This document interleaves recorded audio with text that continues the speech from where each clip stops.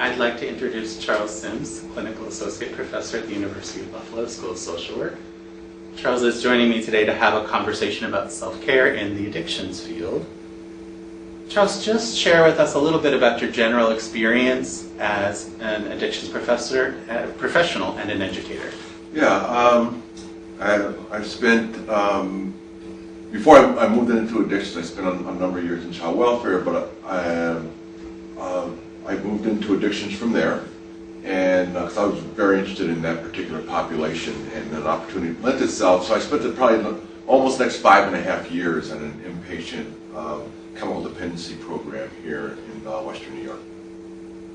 Sounds like valuable experience for our conversation today. It was. It very much was. Inpatient can be very intense from time to time, given that everybody is essentially living there. So, yes. In your rich experience, what observations have you had a chance to make around addictions professionals and self-care in general? Like many other human service providers, addiction professionals are prone to the same kinds of things: overwork, over responsibility, very much concerned about the people that they're working with and wanting the best for them. So it's very easy to get really involved in making sure or helping the clients begin to make the changes that they need to make, but to begin to forget about taking care of yourself. In my experiences, so often in addictions, more than some other disciplines, this sense of urgency that happens with people's needs. You know, everything can be a crisis and an emergency, and it's very easy to get caught up in that kind of pace and forget to look at the long-term picture about taking care of yourself. Yes, and you also have this. There's also this concern that unless we're really helping that person move forward, there's a significant risk of not only relapse or lapses, but possible incarceration or family coming apart, or they could lose their jobs, or even end up hospitalized or worse. So there's always that kind of pressure behind you that if things don't go well, that with my client, that something really bad is going to happen, and I really don't want that to happen to them. So that can really fuel the pressure to overlook your own self-care. Yep. What implications are there for addictions professionals who fail in a more sustained way to take care of themselves? Because if they're not careful, two things come to mind immediately. And as you well know, I mean, there's always this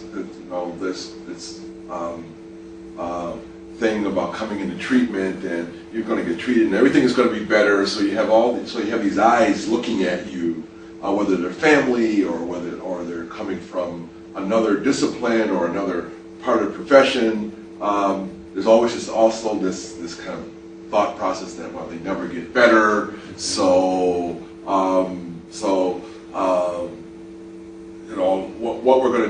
What you're going to do for them really doesn't matter, because they're not going to get better, or they're not going to stay better. So I know people are really pushing to help their clients make the kind of changes that they're going to make to develop or to move into long-term sobriety and recovery.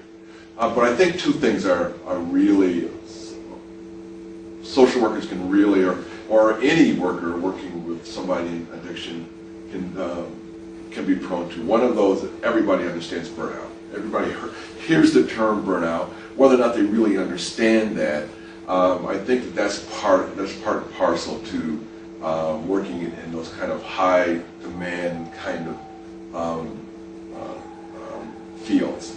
So yeah, people are at risk of burnout, and two things can happen with burnout.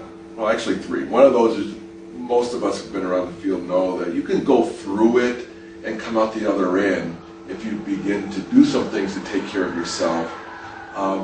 You can move through that piece.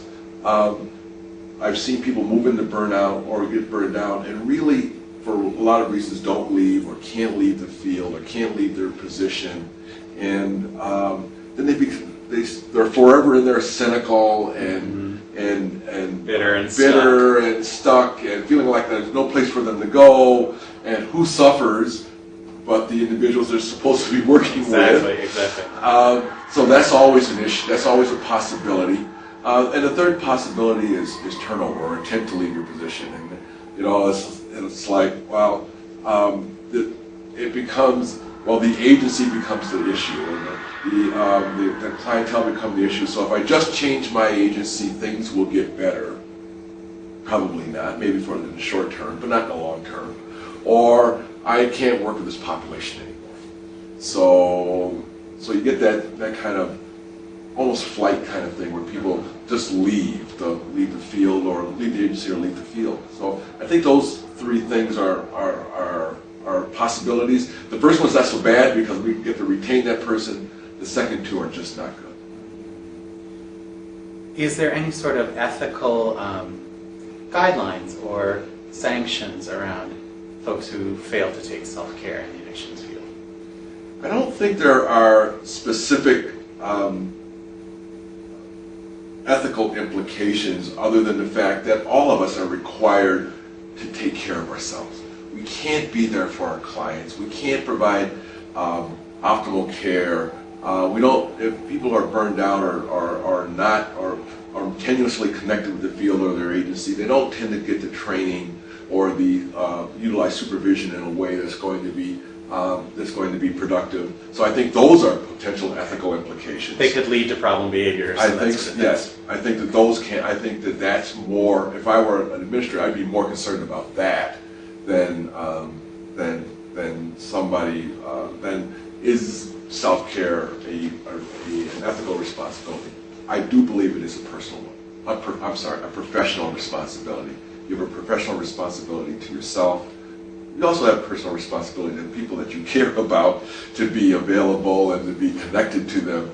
And I think that's hard when you're struggling at work. Absolutely.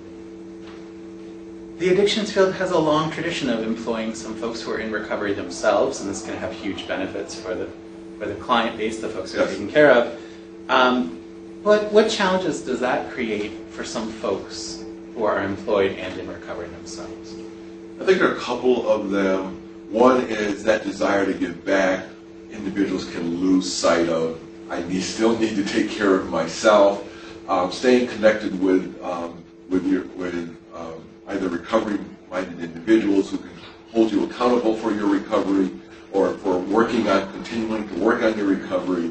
I think staying connected with professionals who can, and not in a clinical sense, but as colleagues who can help us stay connected with what we've done to get us where we are. I think that those are really important things that the professional who's in recovery can become involved in.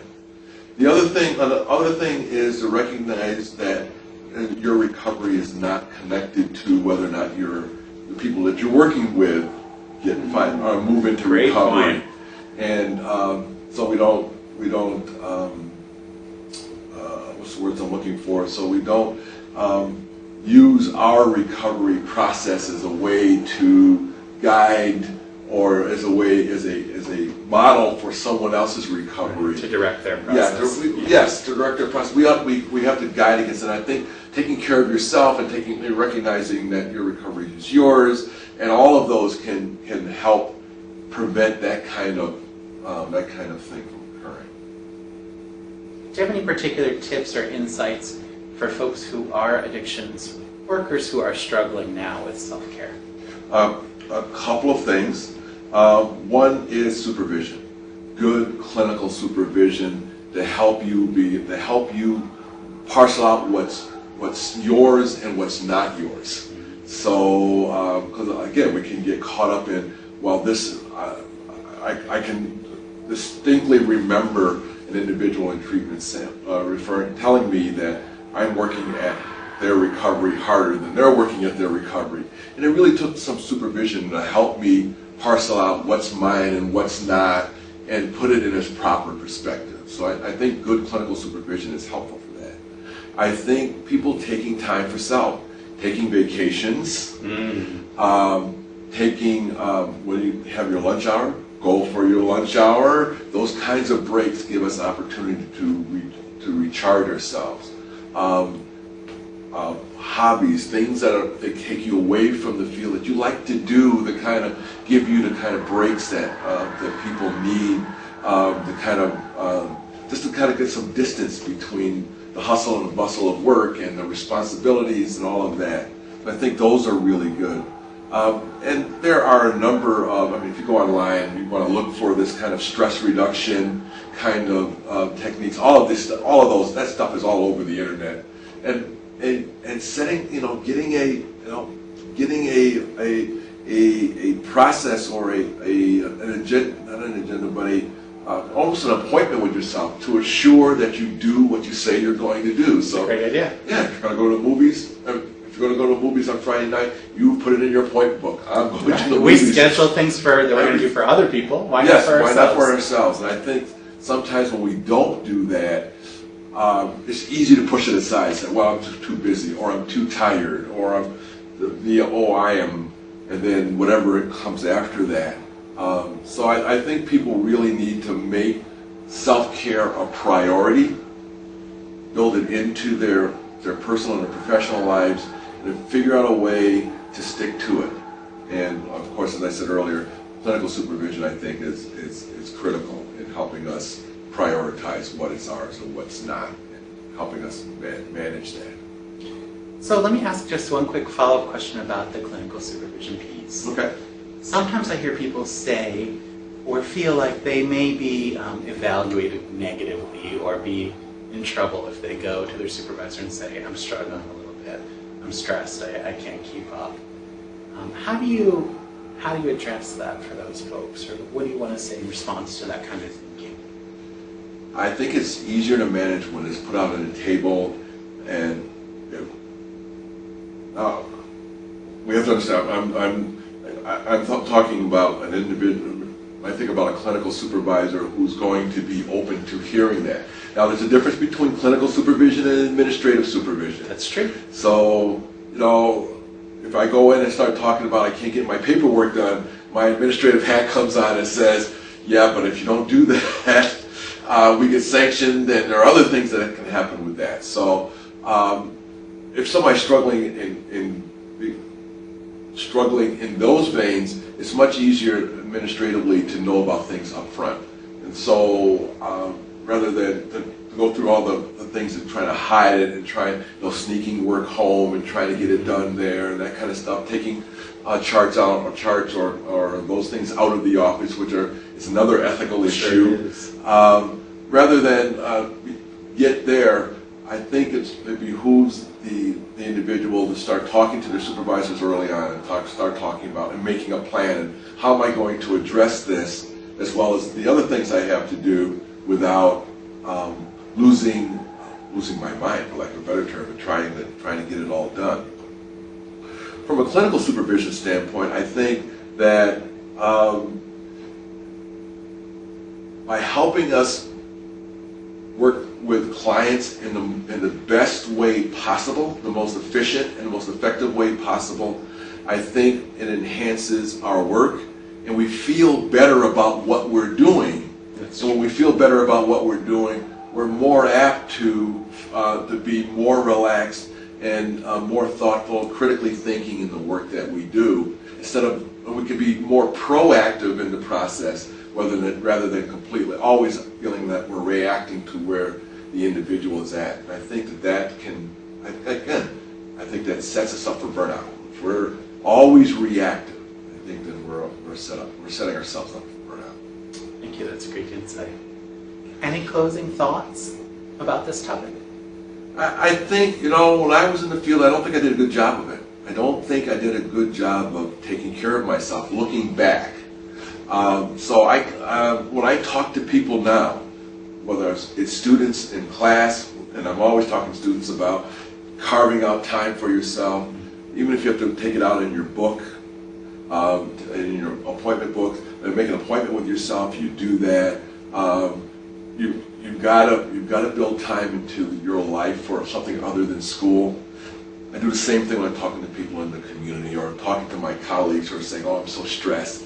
And I'm always asking, are you taking care of yourself? Well, you know, are you taking care of yourself? Because if you aren't, you're not helping the process. You're not going to help things get better by overworking, thinking you're going to make things better, or by denying yourself, thinking that you're a better employee. Right, because these things tend to balloon and they tend to get worse. And exactly.